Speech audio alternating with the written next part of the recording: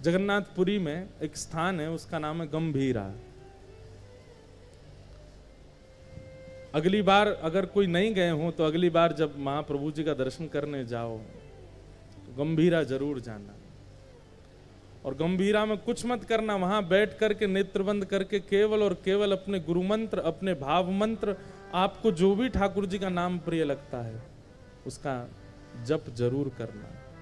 हमारे महाप्रभु श्री चैतन्य जी वहां विराजे। महाप्रभु चैतन्य गाते हैं, कहाँ मोर प्राणनाथ मुरली बदन, कहाँ मोर प्राणनाथ मुरली बदन। सब लोग गाओ, कहाँ मोर प्राणनाथ मुरली बदन, कहाँ मोर प्राणनाथ मुरली बदन, कहाँ करूं कहाँ पाऊं ब्रजेंद्र नंदन, कहाँ करूं कहाँ पाऊं ब्रजेंद्र नंदन। चैतन्य महाप्रभु अपने जीवन के 24 वर्ष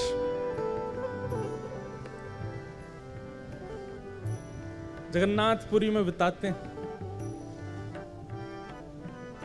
और वहां उस स्थिति में रहते हैं। श्री चैतन्य महाप्रभु के लिए समुद्र समुद्र नहीं है, उनको वो यमुना जी के रूप में दिखाई देता है।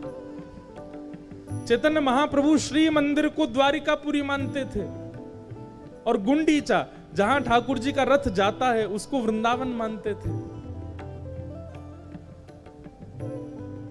इतने भाव से श्री चैतन्य महाप्रभु विराजते थे। लेकिन आपको जानकर के आश्चर्य होगा कि महाप्रभु जी दर्शन के लिए इतना कम जाते थे जगन्नाथ प्रभु के, वो ज्यादातर विरह भाव में रहते थे और विरह भाव में आज प्रवेश होते थे और अगले 7 दिन 8 दिन 10 दिन 11 दिन 15 दिन एक एक महीना तक एक ही विरह भाव में रहे आते थे। अरे कोई रो रहा है तो उसके प्रेमाश्रु 1-2 दिन तक चल सकते हैं, लेकिन 12 साल तक अनवरत नेत्रों से आंसू गिरते हो, ऐसा भावावेश कहां देखा होगा। प्रकट हुआ जगन्नाथपुरी के गंभीरा में, जहां चैतन्य महाप्रभु बैठ करके श्री चैतन्य महाप्रभु ने जगन्नाथ मंदिर में गरुण स्तंभ को 2 बार लांघा, केवल नहीं तो हमेशा गरुण स्तंभ के पीछे से ही जगन्नाथ जी को देखते थे। आप सब लोग जगन्नाथपुरी जाते हैं तो जहां से प्रवेश करते हैं मंदिर में दर्शन, वहां गरुण स्तंभ है, सब लोग उसको अपने हृदय से लगाते हैं। लोगों में होड़ होती है आगे जाकर, वहां से जगन्नाथ जी कितने दूर हैं, 1 2 3 4 5वीं दोहरी पार करके जगन्नाथ जी हैं, लेकिन श्री चैतन्य महाप्रभु गरुण स्तंभ के पीछे से ही दर्शन करते थे। केवल 2 बार महाप्रभु जी ने गरुण स्तंभ को पार किया, एक तो तब जब पहली बार आए थे और दूसरा तब जब अपनी लीला में प्रवेश कर गए महाप्रभु जी। बाकी गंभीरा में बैठे बैठे केवल यही गुनगुनाते थे, कहाँ जाऊं कहाँ पाऊं मदन मोहन, कहाँ जाऊं कहाँ पाऊं मदन मोहन, कहाँ जाऊं कहाँ मदन मोहन, कहाँ जाऊं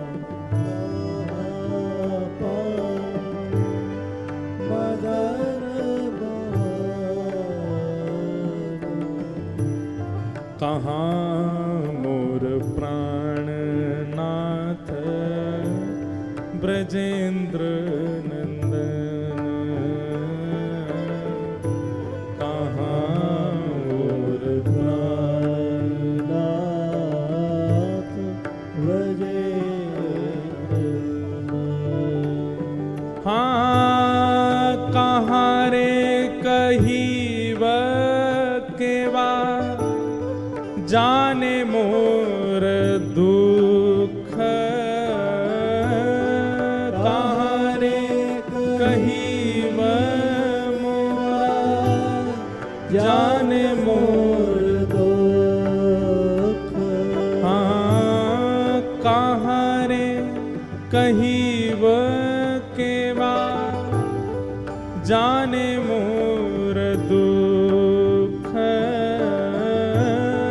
कहाँ रे कहीब केवा जाने मोर दुख, हे ब्रजेंद्र नंदन बिना फाटे मोरे बुक, ब्रजेंद्र नंदन बिना फाटे मोर दुख, हाँ ब्रजेंद्र नंदन बिना फाटे मोर बुक, ब्रजेंद्र नंदन कहाँ जाऊं किससे कहूं अपना विरह में किसको सुनाऊं, श्याम सुंदर के बिना मेरा जी फट रहा है, मेरा हृदय बाहर आने को हो रहा है। बंधुओं, ऐसा विरह जब चित्त में व्याप्त होता है तब ठाकुर जी मिलते हैं। हम करते क्या हैं जगन्नाथ जी की प्राप्ति के लिए? स्वयं श्री राधा कृष्ण मिलित स्वरूप हैं श्री चैतन्य महाप्रभु। और ऐसा नहीं है कि उनको कोई ज्ञान नहीं है। जो भावावेश में बैठे बैठे शिक्षाष्टक का पाठ कर देते हैं, ऐसे महाप्रभु श्री चैतन्य साक्षात वेद वेदांत संस्कृत की श्रुतियां जिनके चारों तरफ भ्रमण करती हैं, ऐसे श्री चैतन्य महाप्रभु भावावेश में गंभीरा में रहते हैं। द्वार पर उनकी सेवा में श्री स्वरूप गोस्वामी जी और राय रामानंद रहते हैं। दोनों को बुला करके श्री चैतन्य महाप्रभु कहते हैं, कृष्ण कब आएंगे, कृष्ण मुझे कब मिलेंगे, ये महाप्रभु जगन्नाथ मुझे कब स्वीकार करेंगे। तब राय रामानंद समझाते हैं, महाप्रभु जी आप थोड़ा कुछ पा तो लीजिए, थोड़ा विश्राम कर लीजिए, थोड़ा आराम कर लीजिए, ठाकुर जी प्राप्त करेंगे आपको। अरे मैं कहीं सो गया और ठाकुर जी आ गए और मैं नहीं मिल पाया तो मैं नहीं सोने जाऊंगा। सोते नहीं थे, पूरे दिन बैठे रहते, ठाकुर जी आएंगे। आप कुछ पा लीजिए। मैं कैसे पा सकता हूं? अरे एक प्रियतमा बिना प्रियतम को देखे कैसे भोजन कर सकती है? मैं नहीं पाऊंगा।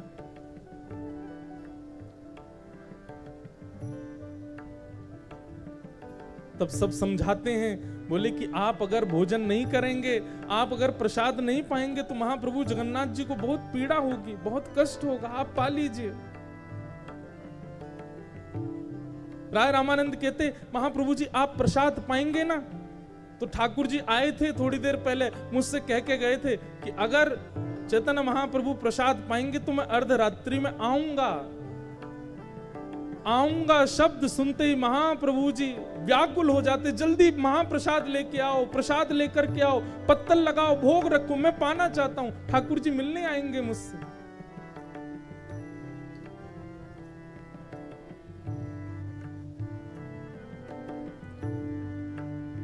ऐसे ऐसे कभी कभी झूठ बोल करके महाप्रभु जी को प्रसाद पवाते राय रामानंद। सेवा में रहते हैं गोविंद, बस देखते रहते हैं कि महाप्रभु जी को कोई पीड़ा ना हो।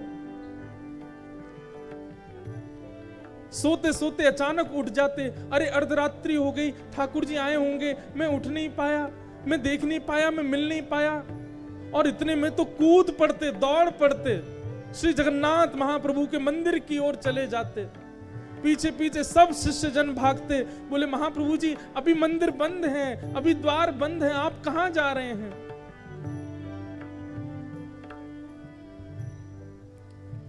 कहां पाऊं कहां जाऊं मदन मोहन, कहाँ जाऊँ कहाँ पाऊँ मदन मोहन, कहाँ मोर प्राण धन ब्रजेंद्र नंद, कहाँ मोर प्राण धन ब्रजेंद्र नंदन। ऐसी अवस्था में रहते हैं महाप्रभु जी। रात में सेवा में रहते हैं राय रामानंद, स्वरूप सेन जी, गोविंद जी। कभी उठ करके कहने लगते हैं कि तुमको धुनी सुनाई दी वंशी की? देखो श्याम सुंदर वंशीनाथ कर रहे हैं, वो मुझे बुला रहे हैं, अब मुझे जाना होगा। दौड़ने लगते, कभी कभी समुद्र की ओर दौड़ते, कभी श्री मंदिर की ओर दौड़ते कि श्याम सुंदर मुझे बुला रहे हैं। जर्जर शरीर हो गया है, एक एक अस्थि दिखाई देती है महाप्रभु जी की। सेवा में निमग्न जितने भी शिष्यगण हैं सब एक ही व्याकुलता से रहते हैं कि कहीं महाप्रभु जी को कुछ हो ना जाए।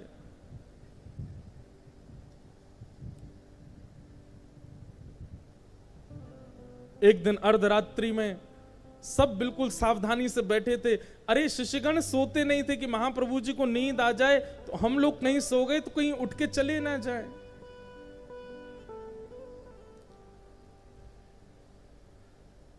लेकिन 7-7, 8-8 दिनों से नहीं सोए हैं। कभी कभी नेत्र बंद हो जाते थे शिष्यों के, और तभी अर्धरात्रि में महाप्रभु जी को अचानक आवेश आता और उठकर के तुरंत गंभीरा से दौड़ पड़ते।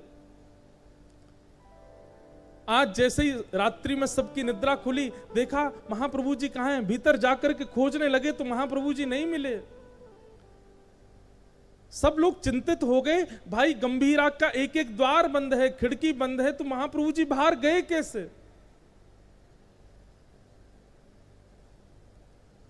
कोई किधर दौड़ा, कोई कहीं, पूरे जगन्नाथपुरी में दौड़ रहे हैं, कहां हैं चैतन्य महाप्रभु।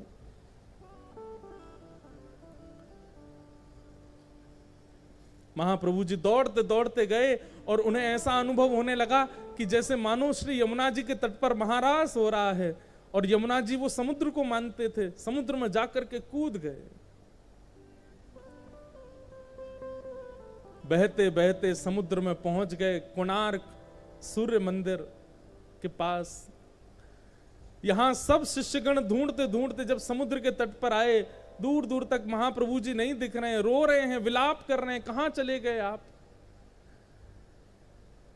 तभी एक मछुआरा आया और उस मछुआरे के एक एक रों से नाम प्रकट होता था, हरि बोल हरि बोल हरि बोल हरि बोल हरि बोल। सब लोग सुनकर के बोले, ये मछुआरा, मछली पकड़ने वाला, इसके मुख से भगवान नाम कैसे प्रकट हो सकता है। तभी सब शिष्यगण बोले, ये नाम इस अधम के मुख से प्रकट होने की सामर्थ्य तभी हो सकती है जब इसने महाप्रभु का स्पर्श किया होगा। इसको पता होगा कि महाप्रभु कहां हैं, पूछो। घेर करके पूछने लगे, अरे भाई तू क्या हरि बोल करता है, तेने किसी को देखा? बड़ी मुश्किल से होश में आया, बोला मैं तो मछुआरा हूं, मछली पकड़ने के लिए जाला डाल करके समुद्र में पड़ा था। जाला जब हिलने लगा तो मैंने खींचा, मछली तो नहीं आई, लेकिन तभी एक विशाल महापुरुष मेरे जाले में आ गए। और जब से मैंने उनका स्पर्श किया है, तब से ये नाम मेरे मुख से अनवरत निकल रहा है। दौड़ करके गए, जा करके जैसे ही देखा तो श्री चैतन्य महाप्रभु मछली के जाले में लिपटे हुए हैं। ऐसी भावावेश की स्थिति।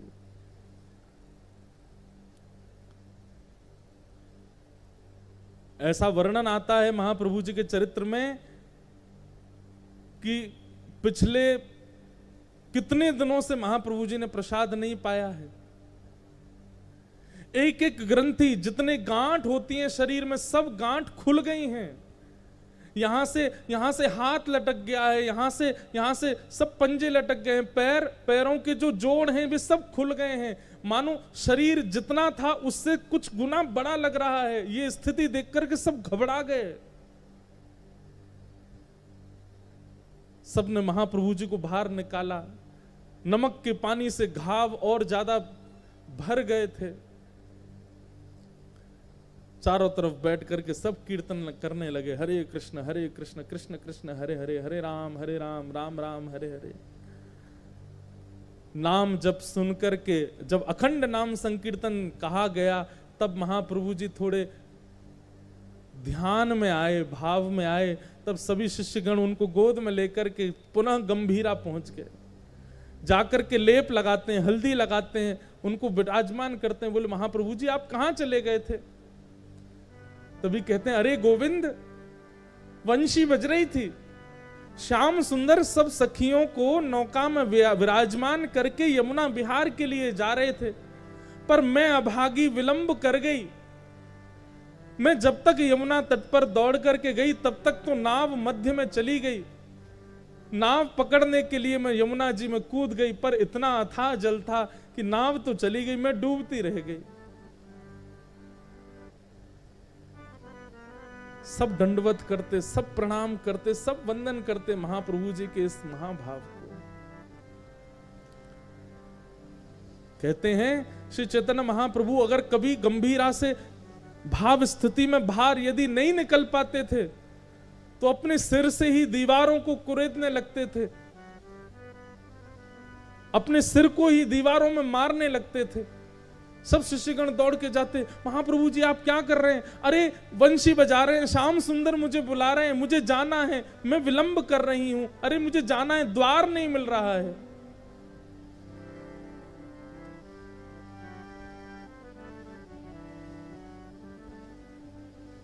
कहाँ मोर प्राणनाथ मदन मोहन, कहाँ जाऊं कहाँ पाऊं ब्रजेंद्र। इसी भाव में रहते। अर्धरात्रि का पूरे दिन केवल अर्धरात्रि का चिंतन करते थे, क्योंकि रात में ही ठाकुर जी रास विहार करते हैं। अर्धरात्रि का समय एक दिन हुआ, सब सचेत बैठे थे कि महाप्रभु जी कहीं चले ना जाएं।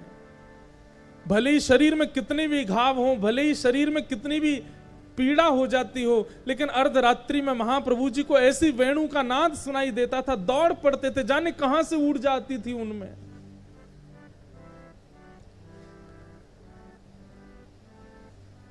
अर्धरात्रि का समय सब बैठे थे सचेत, सब नेत्र खोल करके बस दूर बैठे बैठे एक दिए की लौ में महाप्रभु जी को लेटे लेटे देखते रहते थे। श्री चैतन्य महाप्रभु की निज सेवा में रहते थे गोविंद, जो कि बिल्कुल मां की तरह वात्सल्य भाव से श्री चैतन्य महाप्रभु की सेवा करते थे। महाप्रभु जी का कक्ष इतना छोटा था कि उस कक्ष में बड़े पतले दुबले से महाप्रभु जी ही विराजमान हो पाते थे और किसी की व्यवस्था बन नहीं पाती थी। लेकिन एक दिन महाप्रभु जी गोविंद को कहते हैं कि अरे थोड़े मेरे हाथ दबा दे। तो गोविंद धीमे धीमे हाथ दबा रहे थे, कृष्ण नाम सुना रहे थे। तभी महाप्रभु जी बोले अब एक तरफ दबा दिया, अब दूसरी तरफ का हाथ दबा दो। तो गोविंद बोला महाप्रभु जी उस तरफ जाने के लिए मुझे उठ करके आना पड़ेगा, आप थोड़े अपने पैर पीछे कर लीजिए, इतनी जगह नहीं है, मैं कैसे जाऊंगा।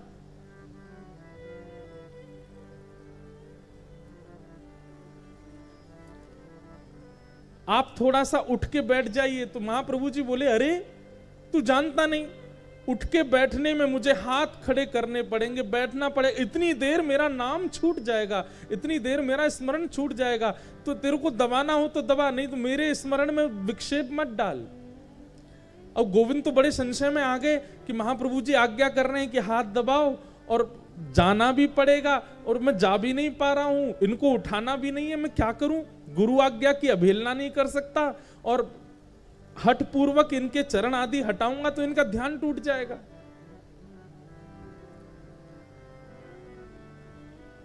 लांघना किसी को चाहिए नहीं, क्योंकि लांघने से लांघने वाले के पुण्य खत्म हो जाते हैं। और वो भी लांघने में कोई सामान्य व्यक्ति हो तो कुछ पुण्य घटते हों, लेकिन चैतन्य महाप्रभु जैसे महाभाव में रहने वाले महापुरुष, उनको यदि लांघ लिया जाएगा तो पुण्य तो शून्य हो जाएगा। लेकिन गोविंद बोले कि गुरु आज्ञा पहले है। तभी एक नवीन वस्त्र लाए, महाप्रभु जी को उड़ा दिया ताकि उनके अंग का मुझे दर्शन ना हो, और महाप्रभु जी पर वो वस्त्र डाल करके तुरंत गोविंद लांघ गए, और लांघ करके दूसरे हाथ को दबाने लगे। रात भर दबाते रहे, अर्धरात्रि का समय हुआ, अचानक महाप्रभु जी उठ करके बैठ गए, और बैठ करके देखा, गोविंद, अरे ये तू इतने से स्थान में कोने में ये सुकुड़ करके क्यों बैठा है? और तभी देखा तो द्वार पर गोविंद की भोजन का पत्तल रखी थी, वहां महाप्रसाद रखा था। अरे तेने महाप्रसाद नहीं पाया आज, तेने कुछ पाया नहीं रात्रि में? गोविंद बोले, मैं आपकी सेवा में था, और इस हाथ को दबाते दबाते जब आप सो गए तो मैंने विचार किया, अब मैं उस पार कैसे जाऊं? चैतन्य महाप्रभु बोले, अरे तो तू इस पार भी तो आया था, इस पार कैसे आया था? गोविंद बोले, वो तो मैं आपको लांघ करके आया था। चैतन्य महाप्रभु हंसने लगे, तू गुरु को लांघ गया? और जब तू लांघ करके अपराध कर ही चुका था तो वापस जाने में तुझको इतना संकोच क्यों हो रहा था? फिर से लांघ जाता। बंधुओं, महाप्रभु जी के अनुयायियों की भाव दशा देखिए। गोविंद कहता है कि आपको लांघ करके इधर आने में मेरे पुण्य घटे, मेरे पुण्य क्षीण हो गए, शून्य हो गए, लेकिन आपको लांघने के लिए आपकी इच्छा थी कि मैं इस हाथ को आकर के दबाऊं। आपकी आज्ञा प्रधान थी, और उस आज्ञा की प्रधानता में मेरे पुण्य क्षीण हो जाए, मुझे उसमें कोई संशय नहीं। आपको पुनः लांघ करके उस तरफ जाना, वो मेरी भूख थी, मेरी क्षुधा थी, मेरी इच्छा थी, और मैं अपनी इच्छा के लिए अपने गुरु को नहीं लांघ सकता।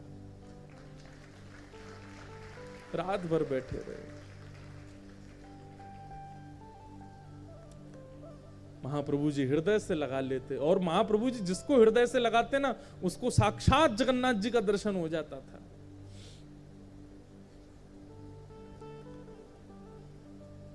अर्धरात्रि होते ही शिष्यों की स्थिति बिगड़ जाती थी कि अब महाप्रभु जी को कैसे भी रोकना है, और जब जब वो लोग सतर्क रहते थे, एक क्षण के लिए पलक झपकती थी, और उतने में तो महाप्रभु जी प्रस्थान कर जाते थे, क्योंकि ठाकुर जी रास में बुलाते थे उनको।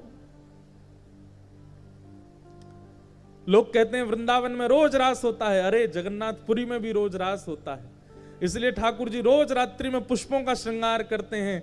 हमें लगता है शयन के लिए जा रहे हैं, नहीं नहीं, कपाट बंद करके ठाकुर जी रास के लिए प्रस्थान कर रहे हैं।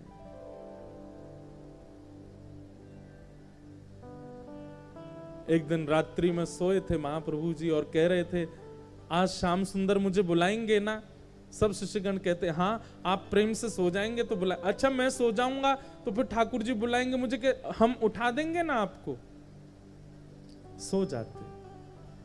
शिष्यगण देखते देखते देखते जैसे ही पलक झपकते अपनी, इतने में ही देखा कि महाप्रभु जी तो प्रस्थान कर गए। इतनी द्रुत गति से दौड़ रहे हैं, तभी सबके नेत्र खुले, सब उठकर के पीछे पीछे दौड़ने लगे। कोई किसी गली में गया, कोई किसी मोहल्ले में गया, कोई गुंडीचा की तरफ गया, कोई समुद्र की तरफ गया। महाप्रभु जी कहां चले गए? तभी एक दृष्टि पड़ी कि बड़ी द्रुत गति में भावावेश में, कहां मोर प्राण धन, कहां मोर प्राणनाथ, कहां मोर जीवन धन, ऐसा कहते हुए महाप्रभु जी दौड़ रहे हैं। और तभी सिंह द्वार से जगन्नाथ मंदिर में प्रवेश कर गए। शिष्यों ने एक दूसरे को आवाज लगाई, महाप्रभु जी श्री जगन्नाथ मंदिर में, सब आओ। दौड़ करके जाकर के देखा, महाप्रभु जी दौड़ते हुए ऊपर प्रवेश कर रहे हैं। रोज का नियम था कि एक परिक्रमा लगा करके तब दर्शन करने जाते थे, पर आज परिक्रमा नहीं लगाई महाप्रभु जी ने, सीधे मंदिर में प्रवेश कर लिया। और मंदिर में प्रवेश करके महाप्रभु जी का आज भी स्थान है, गरुड़ स्तंभ के पीछे से ही वो दर्शन करते थे। लेकिन आज गरुड़ स्तंभ को भी पार कर गए। प्रथम दोहरी पार की, द्वितीय दोहरी पार की, तृतीय दोहरी पार की, और एक छलांग मार करके प्रवेश कर गए गर्भगृह में। गर्भगृह में प्रवेश होते ही महाप्रभु जी के जगन्नाथ जी ने कपाट बंद कर दिए। एक सेवक, केवल एक सेवक वहां भीतर ही बैठा था। अगर वो नहीं होता तो शायद पूरे विश्व को कभी पता नहीं चलता कि श्री चैतन्य महाप्रभु जगन्नाथ जी में विलीन हो गए। तभी देखते हैं कि महाप्रभु जी गर्भगृह में गए, और जैसे ही गर्भगृह में गए कपाट बंद हो गए, सब शिष्य बाहर ही खड़े रह गए। और महाप्रभु जैसे ही गर्भगृह में पहुंचे, एक अर्चक ने देखा, श्री जगन्नाथ महाप्रभु ने दोनों भुजा पसार करके महाप्रभु जी को हृदय से लगाया, और तुरंत महाप्रभु जी श्री जगन्नाथ जी में विलीन हो गए। कहां मोर प्राणनाथ। जब कपाट खुले, जगन्नाथ जी के नेत्रों से अश्रु प्रवाह हो रहा है। महाप्रभु जी को स्वयं में विलीन करके श्री जगन्नाथ जी रुदन कर रहे हैं। इतने दिन का विरह सहकर के आज परम भागवत श्री चैतन्य महाप्रभु, मानो श्री जगन्नाथ जी तो हमेशा भुजा पसारे बैठे रहते हैं कि कोई आवे इस हृदय से लग जाए। और आज जब चैतन्य महाप्रभु लग गए हैं तो जगन्नाथ जी के नेत्र अश्रु पूरित हैं। और जैसे ही इस दशा को देखा, बाहर खड़े हुए सब भक्त जन रुदन करने लगे। सब ढूंढ रहे हैं, पूछ रहे हैं कहां गए महाप्रभु जी, अभी तो गर्भगृह में प्रविष्ट हुए। तभी रोते हुए एक पुजारी बाहर आए और उन्होंने आकर के सबको समाचार दिया, मेरे सन्मुख, मेरे नेत्रों के सामने महाप्रभु जी जगन्नाथ जी में विलीन हो गए।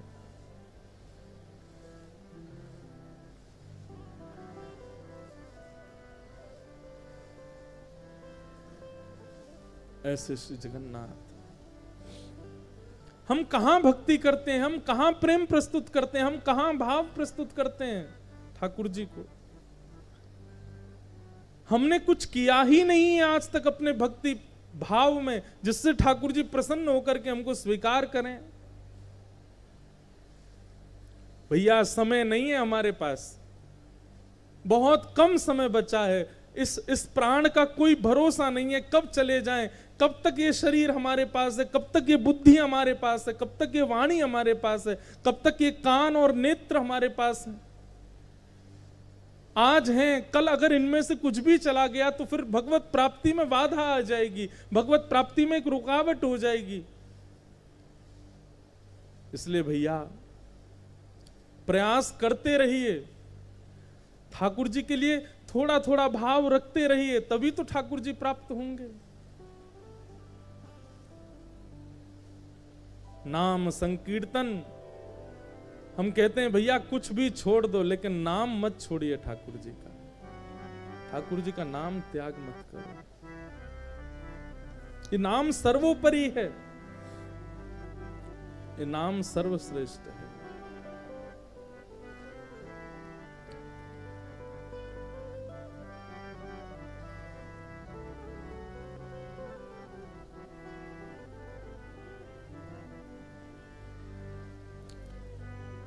चैतन्य महाप्रभु विलीन हो गए ठाकुर जी में।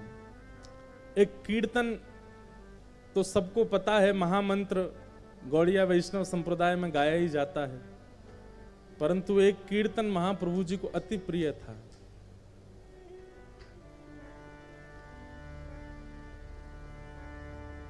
राम राघव राम राघव राम राघव रक्षमा राम राघव राम राघव राम राघव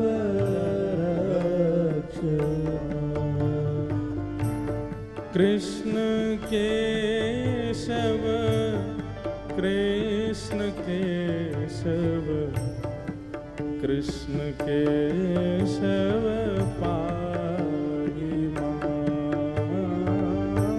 कृष्ण केशव कृष्ण केशव कृष्ण केशव पाहि मां राम राघव राम राघव राम राघव रक्षमा राम राघव राम राघव राम राघव रक्षमा हे कृष्ण केशव कृष्ण केशव कृष्ण केशव पाहि मां कृष्ण केशव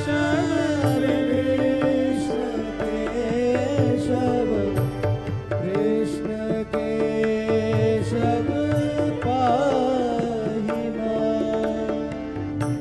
राम राघव राम राघव राम राघव रक्षमा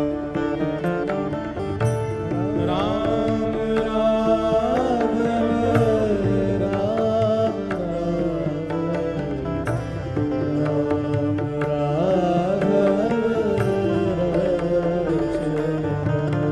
हे राम राघव राम राघव राम राघव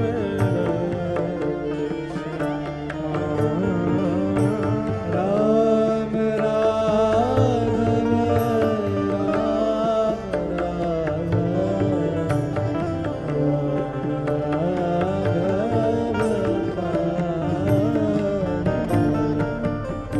प्रेम लक्षणा भक्ति वो जब तक चित्त में प्रस्फुटित नहीं होगी तब तक भगवत प्राप्ति। और प्रेम लक्षणा भक्ति का मतलब क्या है? अति विरहावस्था, अति भावावस्था, जो श्री चैतन्य महाप्रभु की दृष्टिगोचर होती है। और भैया अगर वो प्रेम लक्षणा भाव चाहते हैं तो श्री जगन्नाथपुरी के गंभीरा में जाइए और वहां बैठकर के महाप्रभु जी का चिंतन करके अगर कीर्तन करते करते नाम जप करते करते नेत्र से अश्रुपूरित ना होना तो प्रयास कीजिएगा, विचार कीजिएगा कि चित्त में अभी दोष विद्यमान है, ठाकुर जी अभी स्वीकृति नहीं दे रहे हैं अपनी प्राप्ति की।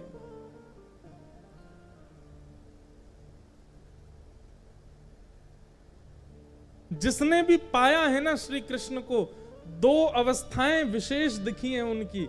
एक तो गायन की अवस्था, जिसने भी कृष्ण को पाया वो गाता ही रहता है, वो शांत नहीं रहता, उसके मुख से कुछ ना कुछ प्रकट होता ही रहेगा। कीर्तन प्रकट हो, भाव प्रकट हो, पद प्रकट हो, भजन प्रकट हो। और दूसरा नेत्रों से अश्रुपात।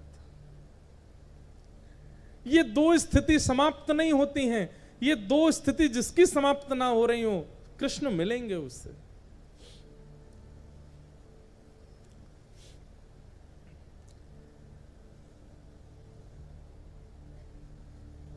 वृंदावन में मीराबाई का मंदिर, वहां जाओ, वहां जाकर के अगर नेत्रों से अश्रुपात नहीं होता, और श्री जगन्नाथपुरी के गंभीरा में अगर अश्रुपात नहीं होता है तो इसका मतलब अभी आपके साधन में, आपके भाव में कहीं त्रुटि बनी है आपसे, क्योंकि विरह के अथाह स्थान है ये दोनों। और वृंदावन में तो एक एक कोना, केवल मीराबाई का मंदिर, वृंदावन तो संपूर्ण विरह से युक्त है। मैं कहता हूं कथा में कि बद्रीनाथ वैराग्य दे सकता है, जगन्नाथपुरी महाप्रसाद दे सकता है, द्वारिका सुख दे सकता है, वृंदावन तो विरह देता है।